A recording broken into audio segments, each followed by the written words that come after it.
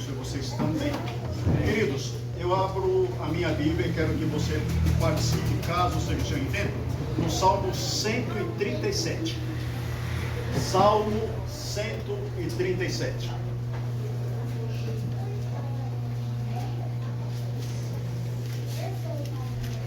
Salmo 137.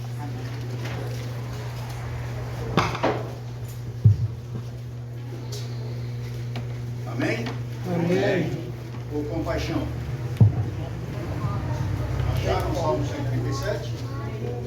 Amém. Está depois de Gênesis e Apocalipse. Ajudou? Ou não muito?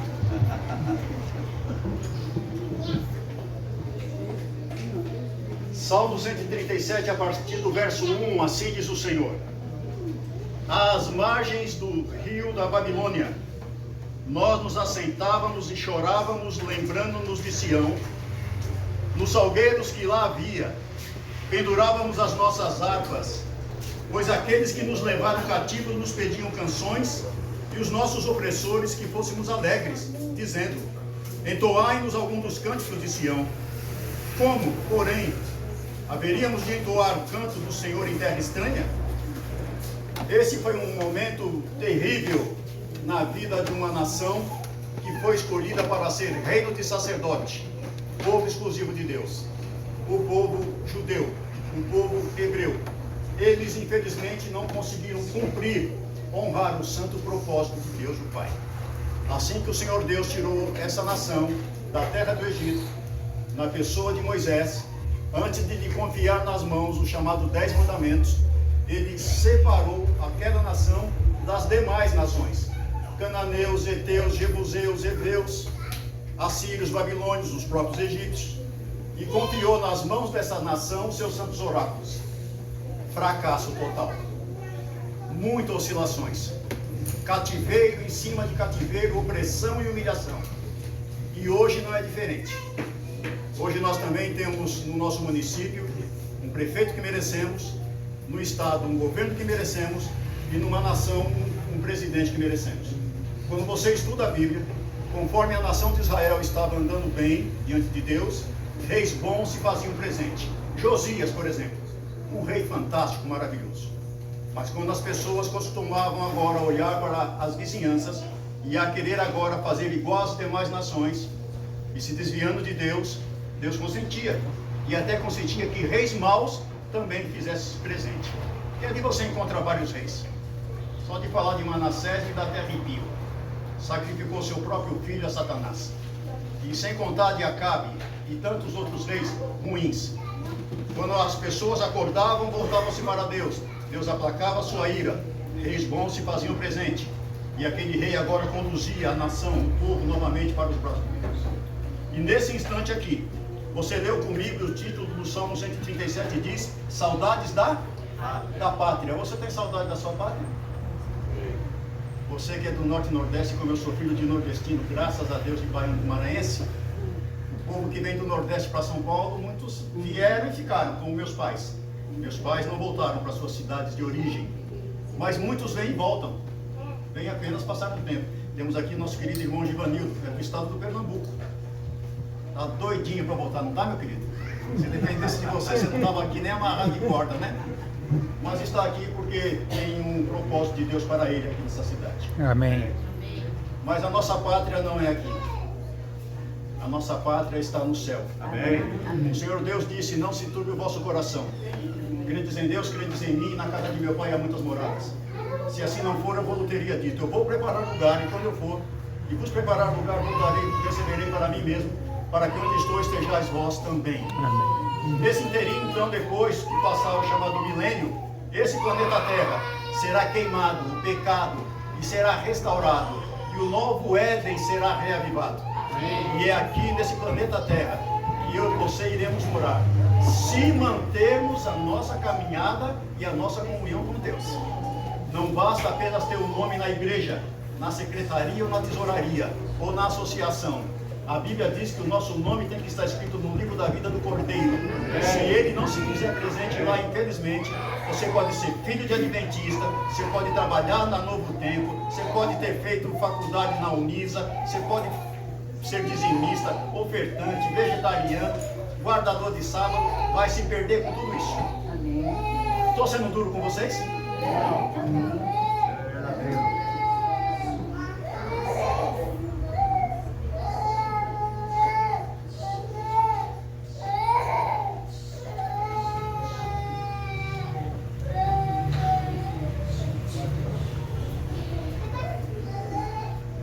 A Bíblia nos diz que essa nação estava junto ao rio da Babilônia.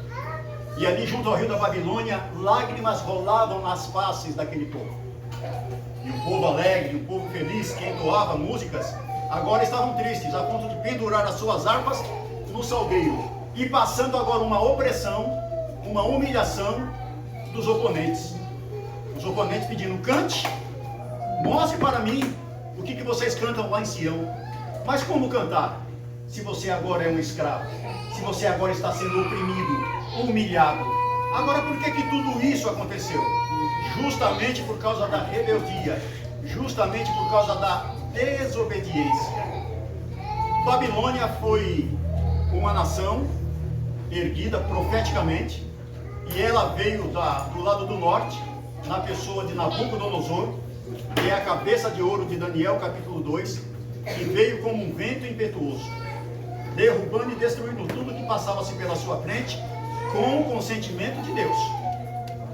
Houve 3 cercos em Jerusalém. 3. Um dos cercos demorou 1 ano e meio. Imagine você, que mora aqui no Parque Real, as cidades antigamente eram todas muradas. Elas eram todas cercadas para se defenderem de seus inimigos. Só que agora é o seguinte: você que mora no Parque Real, existe uma grande muralha para defender de pessoas que talvez queiram entrar aqui dentro dessa comunidade.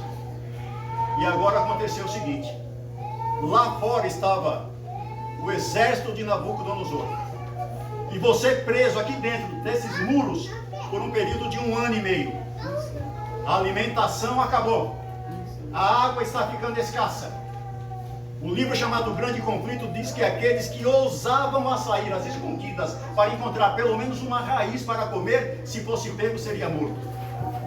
A irmã White diz que os soldados roíam seus escudos e os seus cinturões, tamanha era a fome. Diz que mães trocaram seus filhos para matar e comer. Hoje vamos comer o seu filho, amanhã vamos comer o meu. Olha que nível que chegou. Tudo isso por causa de rebeldia, tudo isso por causa de indiferença, de querer realmente viver uma vida separada, totalmente alheia de Cristo. E não se espante, os tempos mudaram, mas o sentimento humano continua sendo o mesmo. Hoje, pleno século 21, tem muito homem, mulher, jovem, velho, não importa, querendo viver do seu jeito, e não do jeito como a Bíblia pede. Agora, nessa semana que estamos encerrando, São Paulo, Brasil e o mundo virou um fuzuê por causa desse novo Papa que apareceu. O que eu já recebi de mensagens, e as pessoas preocupadas: meu Rubens, será que agora? E não sei o que. Meu irmão, fica na sua, tranquilo, deixa as profecias se cumprir. Até porque não é ele lá, o de Roma, que vai assinar qualquer coisa. Quem vai assinar é quem está lá nos Estados Unidos da América, que foi reeleito e que é um verdadeiro faraó. Só que agora teve aí, com o consentimento de Deus, um paralelo. Os dois são americanos. E ele é um tipo de um camarada que ele vai querer reerguer novamente a obediência à instituição católica, tal qual o Papa Leão XIII fez na sua época. Será isso uma coincidência? Mas cada um tire suas conclusões. Examine a Bíblia por você mesmo. Estude o espírito de profecia por você mesmo. Não caia nessa corrente do oba-oba. Porque toda vez que acontece algo disso, agora, será que vai? Eu, quando era pequeno, há 62 anos atrás, tinha 6, 7 anos de idade, o presidente dos Estados Unidos foi John Kennedy, que morreu assassinado com um tiro na cabeça na cidade de Dallas. O Papa daquele tempo era o Papa Paulo VI, os mais velhos talvez se lembrem disso. Kennedy morreu, veio o Lyndon Johnson, aí veio o Carter, aí veio o Bill Clinton, e veio o Bush pai, e veio o Bush filho, e veio Obama, e aí morreu também o Papa Paulo VI, aí veio o João Paulo II, e vai morrendo, e a gente fica naquele alvoroço. Será que agora que é tal da lei dominical? Será que agora? Vamos ficar tranquilinhos. O importante é que Deus sempre esteve, está e estará no controle de toda e qualquer situação. O que nós temos que tomar cuidado é com a nossa vida. Se estamos bem para o que está aí batendo as portas. Nós temos noção pelo que vem aí? Eu já fiz essa pergunta algumas vezes em algumas igrejas adventistas. No ano de 2020, quem estava preparado para a Covid-19? Ninguém. Pegou todo mundo de calça curta. Então, por favor, fique antenado. Viu? Das 24 horas do dia, separe 10% de 24 horas para Deus. Deixa um pouco esse maldito celular de lado. Esqueça um pouco esses YouTubes da vida. Esqueça um pouquinho essa série de Netflix. Se comunique com Deus. Porque hoje aqui está um oba-oba. Está gostoso estar aqui dentro. Mas vai chegar tempo que nós não vamos ter essa oportunidade. Nós também vamos passar por um cerco, tal qual Jerusalém passou. Babilônia espiritual está lá fora. Nos dias de Nabucodonosor foi a Babilônia literal. Hoje será a Babilônia espiritual. Se você não adorar o que eles vão te pedir, a irmã White diz no livro Eventos Finais, os fogos da perseguição vão se levantar. Perseguição, maus tratos, até mesmo morte.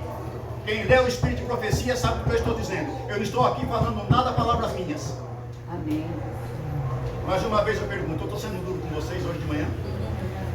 Vocês esperavam ouvir o que hoje aqui de manhã? A verdade. Depois de uma semana atribulada, corrida e agitada. Aguinha com açúcar? É de tanto água com açúcar que a igreja está anêmica, né? Está diabética. Chazinho de hortelã. É gostoso também de camomila. Mas de vez em quando um chá de bolo também faz bem, né, gente? Em cima desse contexto de Salmo 137, eu convido você comigo para Ezequiel. Ezequiel capítulo 37.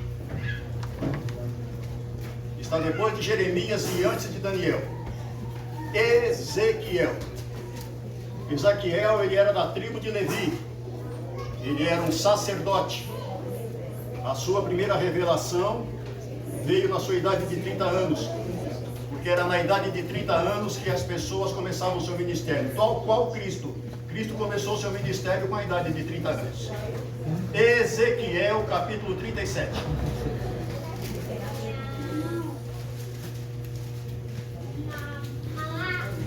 Ezequiel 37. Amém? Amém.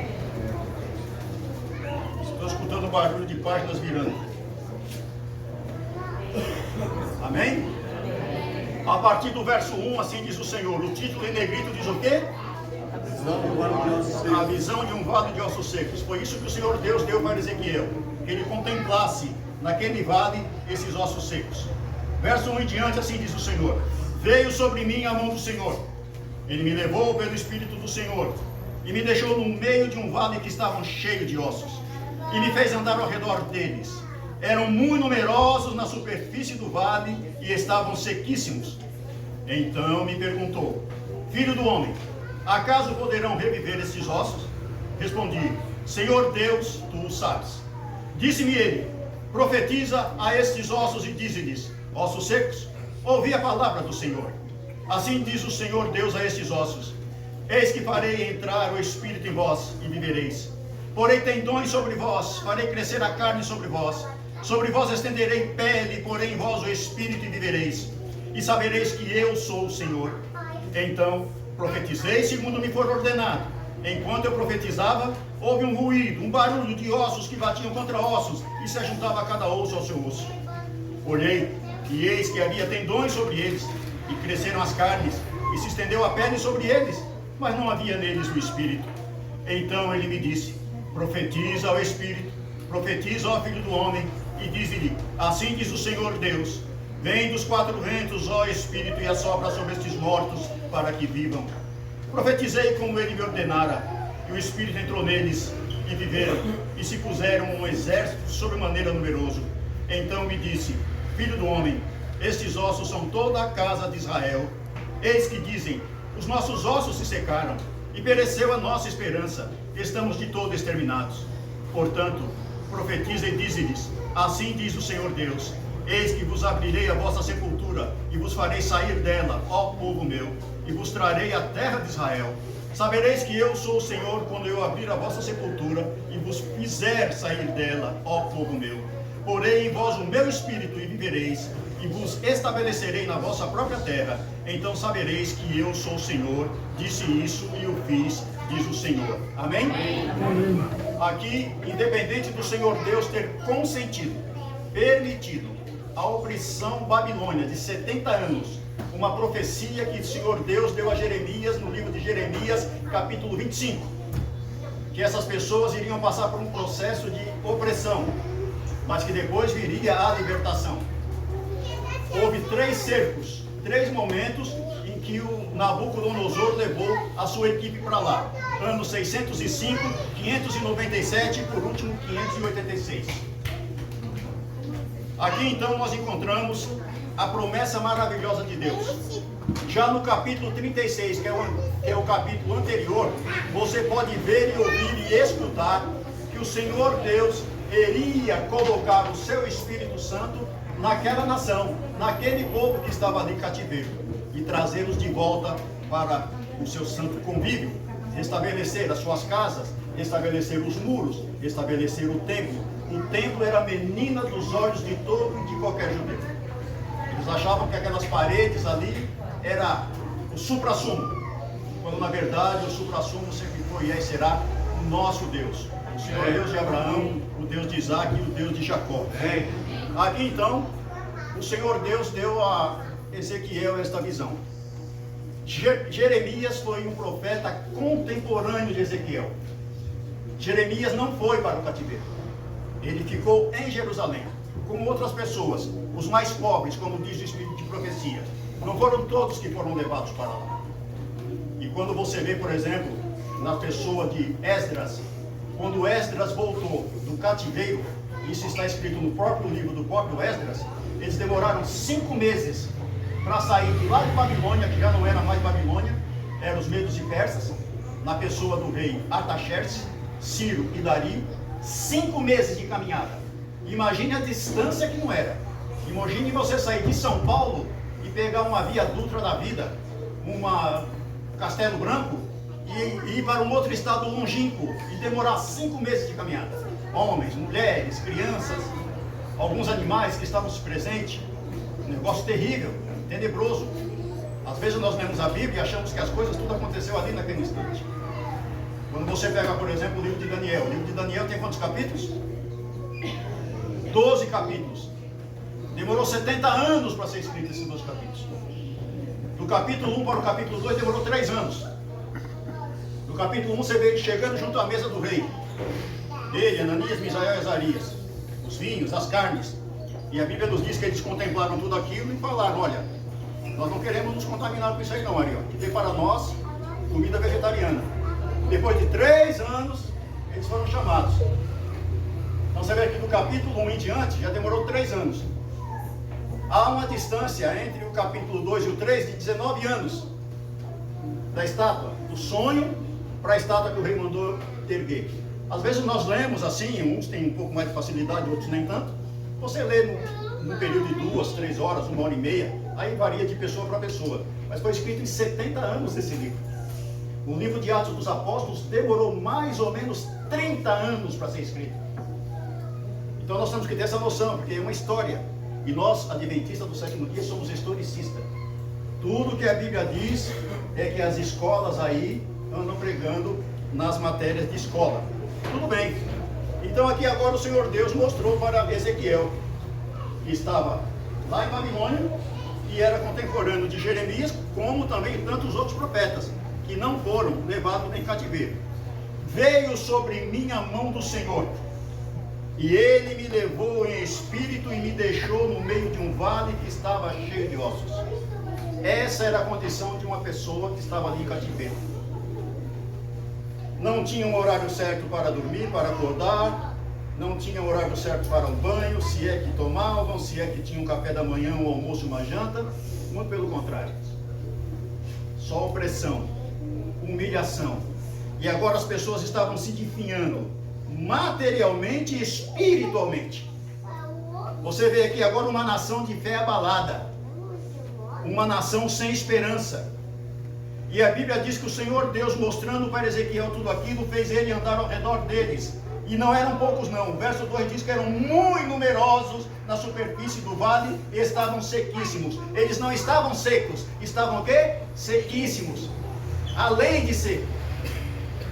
Estava realmente assim num momento deplorável. De vez em quando você pode ver aí nos YouTubes da vida os campos de concentração que a Alemanha fez na Polônia na Segunda Guerra Mundial. Você vê imagens reais de homens e mulheres, umas verdadeiras caveiras, somente revestidos de pele. Aqui não tem almoço não, amigo. Aqui não tem janta, aqui não tem café da manhã não. Na Europa, frio, aqui não tem cobertor, aqui não tem touquinha para pôr na cabeça e nem luva não. É esse paninho aí só para cobrir a sua nudez, e se quiser isso aí. E as valas estão lá abertas para jogar o corpo de vocês. Por que Deus permitiu a Segunda Guerra Mundial? Por que Deus permitiu que Adolf Hitler matasse mais de 6 milhões de judeus? Por quê? Deus fez uma pergunta para Ezequiel: filho do homem. Essa frase você encontra em quem? Na pessoa de Jesus. E a primeira vez que você encontra essa palavra na Bíblia, filho do homem, é no livro do profeta Daniel. Foram colocados uns tronos, um ancião de dia se assentou e o cabelo da sua cabeça era branco como a lã. Eis que vem um como filho do homem. Daniel viu Jesus Cristo vindo diante de Deus o Pai. Abriram-se os livros e começou o tribunal, o juízo. Filho do homem, acaso poderão reviver esses ossos? Ezequiel, sábio, falou: Senhor, tu sabes. Somente o Senhor sabe, meu Pai. O que é que pode acontecer de hoje em diante? O Senhor sempre soube, o Senhor sempre está no comando de tudo. Porque o Senhor, além de ser onisciente, onipresente e onipotente, o Senhor tem o controle de todas as coisas. Na última eleição que teve para presidente do Brasil, eu estava trabalhando, inclusive trabalhava junto com o Givanil, e estavam 2 candidatos a ser o presidente, que levou a facada e o outro que saiu da cadeia. Aí alguém falou assim para mim: irmão, ô seu Rubens, com fulano de tal é comida na mesa. Eu falei: na minha mesa quem põe comida chama-se Jesus Cristo. Amém. Ele prometeu para o povo aí uma tal de picanha. Vocês estão comendo picanha não? Maldito é o homem que confia? É isso aí. E se for reeleito, muitos ainda vão atrás dele novamente. É melhor confiar no homem do que em Deus. Isso para muitos, infelizmente. É por isso que sofremos. Tu sabes, Senhor. Então a Bíblia nos diz que o Senhor Deus fez um pedido para Ezequiel: profetiza a esses ossos. Profetiza quer dizer prega, fala, abre a boca. Você, quando vem à igreja adventista do 7º dia, você gosta que a Bíblia seja aberta no púlpito? Amém. Dia 8 de março, Dia Internacional da Mulher. Uma pessoa foi chamada para trazer uma mensagem. Colocou a Bíblia no púlpito. Eu sou filha do fulano de tal, e meu pai, porque meu pai, porque meu pai, porque meu pai, porque meu pai, e a Bíblia lá, e meu pai, acabou o culto, e meu pai. Fechada, do início ao fim. A Bíblia nos diz em Romanos capítulo 10 que a fé vem pelo ouvir e ouvir o quê? A palavra de Deus. Amém. A palavra incomoda. Incomoda tanto que as pessoas querem matar os mensageiros. Jogue Jeremias no poço. Jogue Daniel na cova dos leões. Jogue Ananias, Misael e Azarias na fornalha de fogo ardente. Corte a cabeça de João Batista. Tem um tal de Micaías aí, mas ele nunca fala nada que é favorável a mim. Mas de qualquer maneira chama ele aí. Mata esse Jesus Cristo, coloca ele na cruz. Está me incomodando. Por que o servo de Deus incomoda, hein? Porque a luz nos incomoda as trevas. Amém. Fica num quarto escuro por um tempo e depois tenta sair para a claridade. O que é que vai acontecer com seus olhos? Vai incomodar, vai doer. Até você se acostumar de novo com a claridade vai demorar um pouco. E a Bíblia diz que você é a luz do mundo. Amém. A Bíblia diz que você é o sal da terra. Amém. Amém.